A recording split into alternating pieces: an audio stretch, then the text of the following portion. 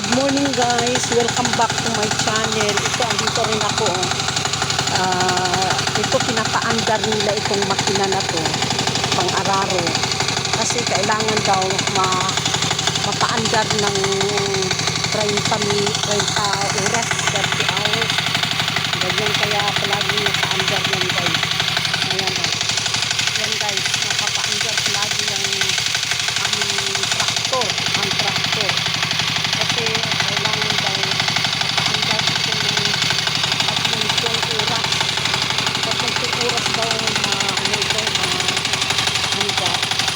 Kasi pag hindi ito paandar ng 30 oras, ewan ko masisira.